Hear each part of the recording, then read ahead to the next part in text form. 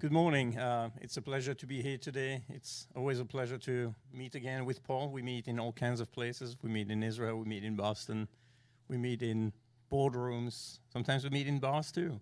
But it's always to be great and have a chance to spend time with him. I was fortunate enough to invest in Zerto in 2011, and that was pre-revenue. And Paul, I think, had just been hired, and it's been an amazing journey, and maybe we want to start by introducing you and telling us a little bit what you found when you got there.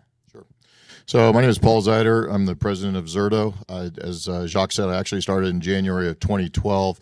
I've got about 30 years in the industry, starting in distribution back in the early days, then into OEM sales for manufacturer, and then my first Israeli startup was back in 2005. Kasha, which was a successful exit. We had sold the company to EMC in 2006. That product lives on today. I spent about 6 years at EMC running a couple of products on a global basis from a sales standpoint. And then Zeev reached out to me, our CEO, and started telling me about what he was doing. And I love startups. I love Israeli startups particularly. And once I heard what he was doing and excited about the space, I said, I'm all in, jumped back in, and we started, as Jacques said, the company, the product was initially introduced in the market in the fall of 2011. By December, we had about 4 customers. We had about 55, 60 people in the company, predominantly in Israel from an engineering standpoint.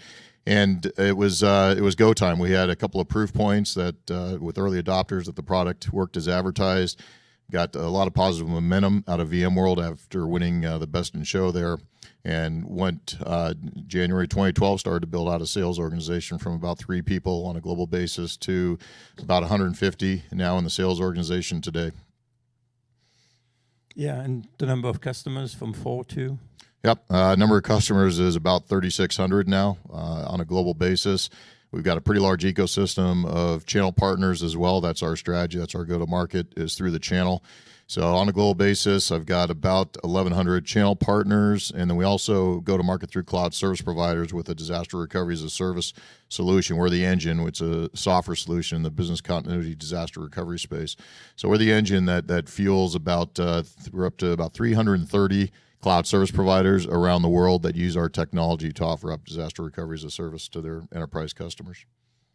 Wonderful. So whenever a startup is thinking about sales, and especially Israeli startups thinking about the US, there's always the question of direct versus channel, inside sales versus executives.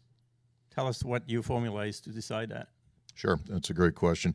So our decision, as I mentioned, was to go channel, and that decision was based on understanding where our technology was going to fit. And our technology basically is not tied to any vertical. If you look at who we sell to healthcare, medical, finance, retail, oil and gas, technology. There isn't a type customer that we don't sell to. So we knew that it was going to be a broadly adopted solution across medium to large enterprise customers. So the strategy from the get-go was, let's go with the channel, because that's the best way to leverage a sales organization where you can start out small.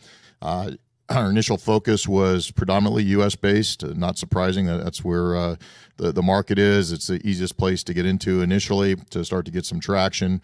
And so we started, with a focused number of partners, with those that were really looking at new technologies that were looking to get in and disrupt opportunities, and started to get that flywheel going, getting the traction. And then as things continue to pick up, and that's where you start to build up the sales organization.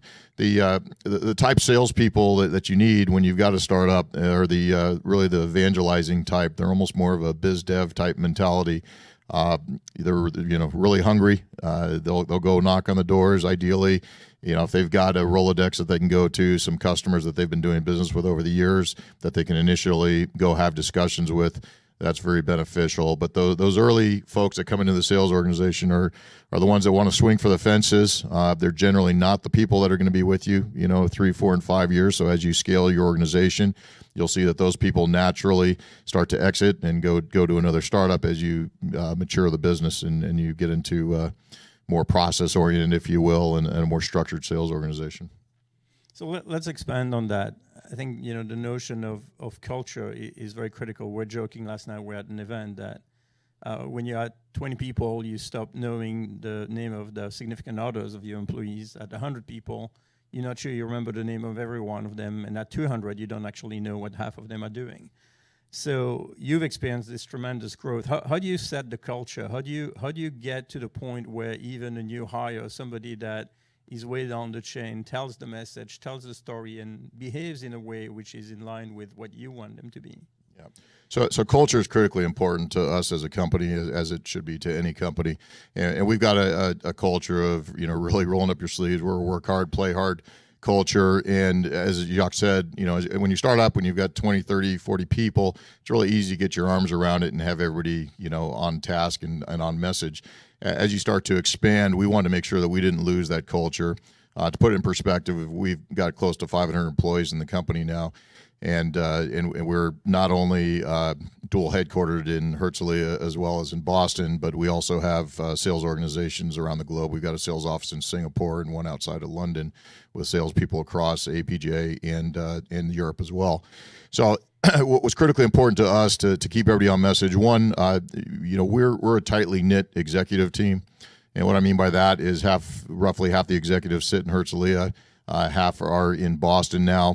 We're on video conferences on a weekly basis, sometimes more often to make sure we're tightly aligned.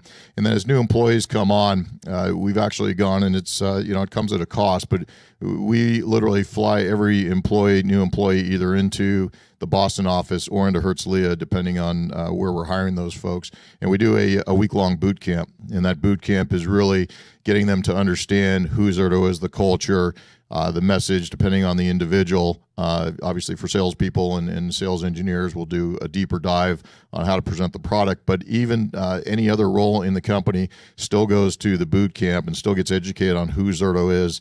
We want everybody to be able to have the conversation in the elevator, at a cocktail party, talking to their friends when somebody asks, who's Zerto, what do you do?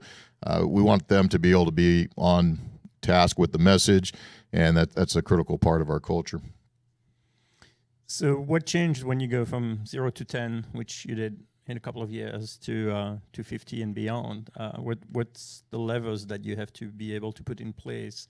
What are the methodologies and the structures that you need to do that completely change between those two stages?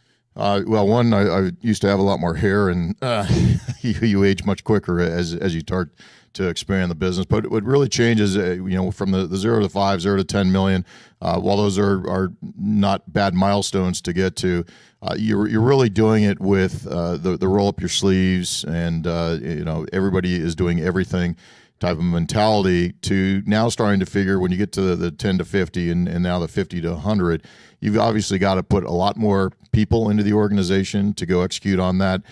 You start to add the layers of management in, which is inevitable. You can only manage so many people. And so what inevitably happens as you're scaling the business is it's much tougher, certainly from where I sit, to be hands-on, to be forecasting the business accurately, to understand where you are on the opportunities. You can't touch all the opportunities anymore. If you are, you're never going to be able to scale the business. So it's really from the get-go, putting the discipline into your sales organization that you have whatever CRM tool you use. We happen to use Salesforce, and we're very deep Salesforce users, and we're heavily integrated with Salesforce across the company, not just in how we're tracking opportunities, but we actually do all of our support tickets through Salesforce, so the salespeople have access to see what's going on with their customers as well. All invoicing, licensing is all done through Salesforce. So the importance of having those disciplines in place early on is that's what's going to allow you to scale, because now you've got the discipline in terms of how you're going to track your business, putting the expectations upon your management structure to make sure that they are also disciplined enough to be rolling numbers up through the organization.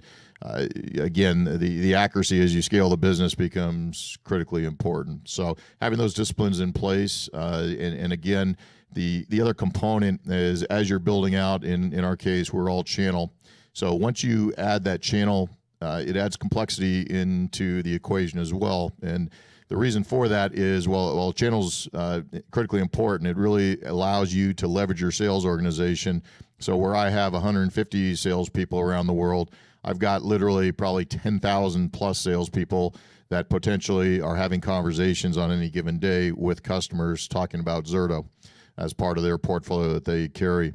So that channel piece also becomes critically important in terms of how that activity comes back in to Zerto, so that we have a handle on understanding that, and we use a deal registration process, which I'm sure many of you are familiar with the concept, but we incentivize our channel partners to register any opportunities that they're working on.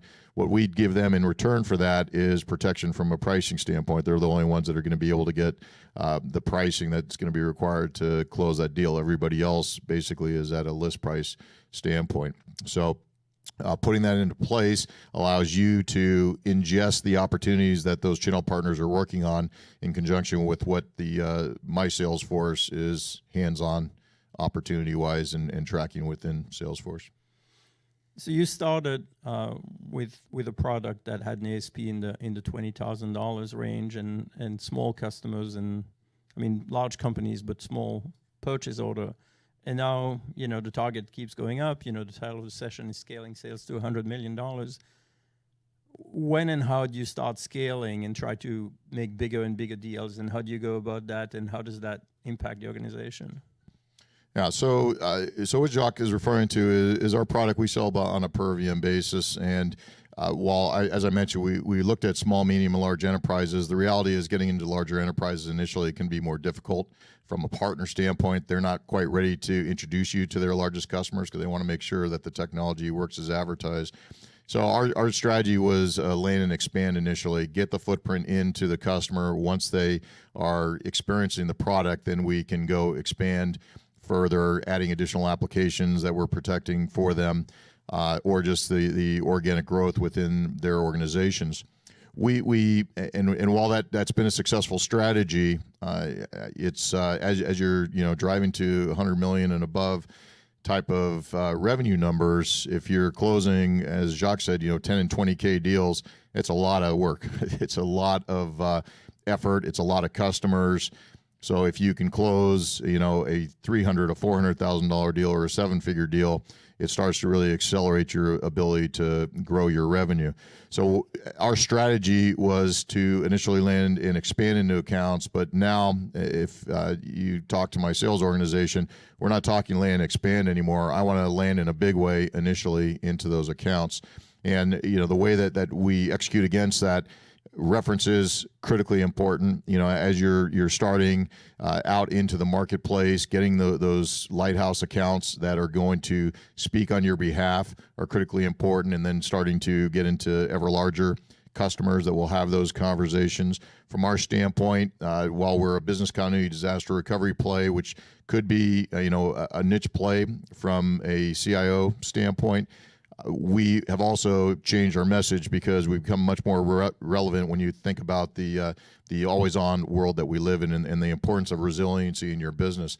So the product actually plays much more broadly at the C-suite. And so the other thing that we did is we started to be able to have higher level discussions with C-level so that they could understand, one, how exposed their businesses were in some cases, but more importantly, how they can implement a solution like Zerto, which from an operational expense standpoint saves them money, critically important in today's world. They're able to do more with less, protects their business in a way that they've never been protected before. And you don't have to look very far to see outages like what Delta had. Salesforce right here not too long ago, about 4 hours worth of data, not only down but completely lost. Those types of outages are hugely painful to customers, ongoing businesses, to their customers that they're servicing, and the business that we're in is that resiliency component, and being able to again get out of the IT infrastructure manager discussion who's trying to solve a product issue or pain point to being able to have this C-level discussion. And so as the company scales up that curve and wants to land in a big time and have much larger deals and not do so by land and expand, I'm assuming that changes also your lead strategy, your marketing strategy. How do you enter, and how does that impact the marketing organization and what you want to see coming into your sales? Right. So we've got a very large marketing machine, and we use all the traditional marketing approaches, be it Google AdWords to a lot of trade shows that we attend. And the trade shows that we initially attend in our space were things like VMworld. Now we've expanded into Microsoft Ignite. And while that's very good in terms of getting the masses and a lot of marketing qualified leads into the organization, what that doesn't hit is the C-level that I was just referring to. So where we've also started to pivot, we still do all of that work to drive the masses top of the funnel into the company, but now we have, pointed the gun, if you will, at the C-level. So what does that look like? We just attended the Gartner event in Florida last week. That is, all C-level from, large to medium enterprise companies.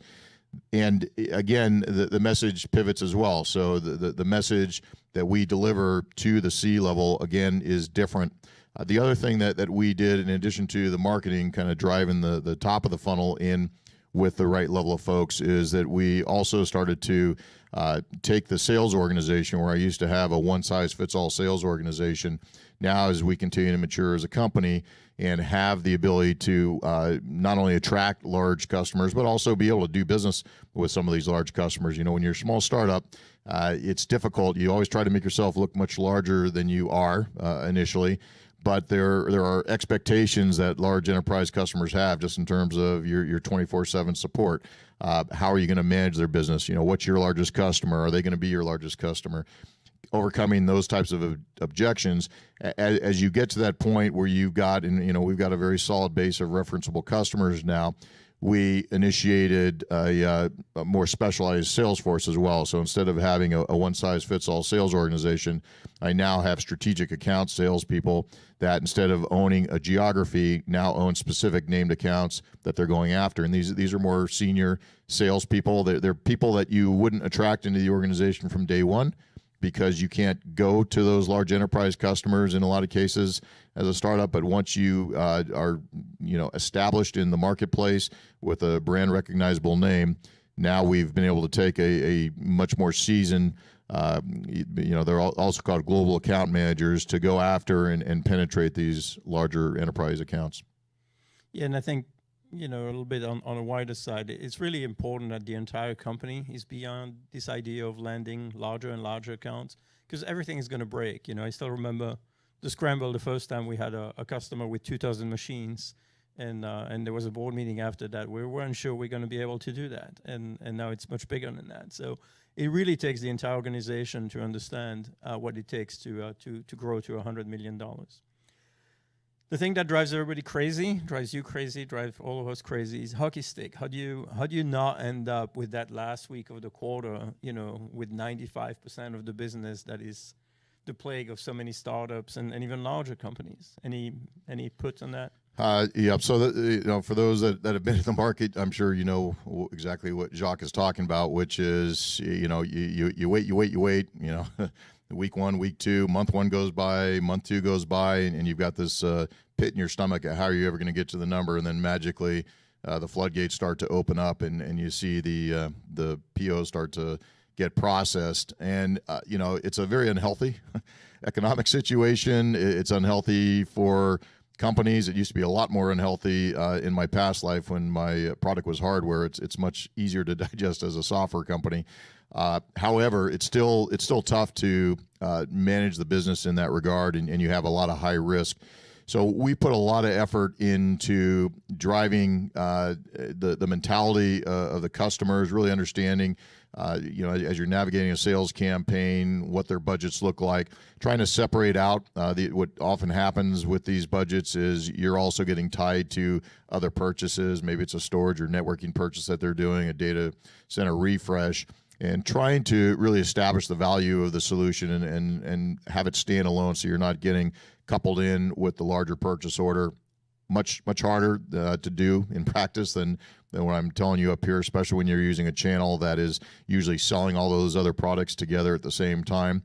But the more that you can really drive the need and depending on what you're selling, earlier on in the quarter. One of the things that I learned early on, I've been doing channels a long time. The reason that customers buy that way is because the channel, and more importantly, large, the EMCs of the world and the NetApps and the IBMs and Hitachis, they've conditioned customers to buy that way. And the way they've conditioned them is they all have to make their quarter. The customer knows that their best bargaining opportunity is on the last day or 2 days of the quarter, because that's when desperation starts to creep in, and that's when heavier discounting comes in. So one of the things that I did from day one is I don't play the discount game. I don't discount any differently on the last week of the quarter than I do on the first week. And while you'll get, if you go down that path and you swallow that pill, you're going to find that you're actually going to see some deals that don't get closed in that quarter because they're going to test you. Usually it's the partner that's testing you more than the customer, but they're going to test you on that. And my positioning with the sales organization has always been, why take a deal 2 weeks later just because it happens to bridge a quarter? Why take a deal literally 2 weeks later at 20% less than you could have taken it at? So I'll wait those 2 weeks and take it. And what you'll find once you have the discipline is that the customers and the partners realize that you don't play that game, and you have less of that going on. Now, as much as I tell you that, I can show you our quarters, and I guarantee you the third month of every quarter is going to be the highest. There's no doubt about it. But on average, we try to keep it much more balanced, and based on other companies I've been in, we are much more balanced on a quarter-to-quarter basis than what a lot of companies do in the space. So all those tips are really good and important, I think, for people in the audience, very insightful. But at the end of the day, you got to enforce a certain culture, you don't enforce certain behavior, and your ultimate stick is hiring and firing. What's your methodology? What's your thought? This is an organization where if you don't perform, you're being let go. Do you give people chances? Do you let them try again? What's the philosophy that helps, especially at scale? Yeah, it's a tough one, as you'll find, especially for those in the room that don't come from a sales background. Salespeople are salespeople for a reason, and what you'll find in the hiring process is they can do a phenomenal job at selling you on how good they are, and you think, wow, I've got this nailed. I got the best guy I could possibly find, or the best gal coming in, and my job is done. And then you find that they get in and they've got excuse after excuse as why the business isn't going. Just as a caution to everybody in the room here, one of my hugest red flags with salespeople, as soon as they start pointing the finger to marketing because there's not enough leads, or the product is this, that's a huge red flag for me. I have zero tolerance for salespeople that point the finger outward versus saying, I've got to do a better job. I've got to, drive leads, whatever it may be. Huge red flag. I am, on the one hand, a big advocate of coaching and mentoring. I love to help people and see them progress in their career. So my first go-to is to try to coach them up and see if they respond and make changes. But if they don't, I'll tell you, salespeople are very dangerous to have in your organization that aren't selling, for a couple reasons. One is, as long as you have a non-producing salesperson in your organization, there's opportunity that's passing you every single day, whether you're geographically based or you've given them customers to go after. They're probably misrepresenting you out in the marketplace with your customers. They're not producing, and it takes time. Sales takes time. You'd like to think that I hire a great salesperson, and a week later, they're ringing the bell and the business is coming in. Depending on what your product is and where you're selling, sales cycles take a long time. You've got, especially if you're new technology coming in, you're not a budgeted item depending on when the customer's fiscal calendar is. So you may spend, months to a year positioning the product, but you've got to wait because you weren't in the budget. There are ways, obviously, to get around that to create a quicker response out of the customer based on what you can bring to them. But you have to be prepared for that. So the wrong salesperson, you can go, and usually you've got to give a salesperson 6 months easily. Now, in those 6 months, you have to see progress. You want to understand what they're doing because you're not going to see revenue. So you want to understand from them what else is happening. What's the activity that's going on? How's that pipeline building? That's going to give me confidence that, from the 6 to 12 months, we're going to actually see something coming out the other end.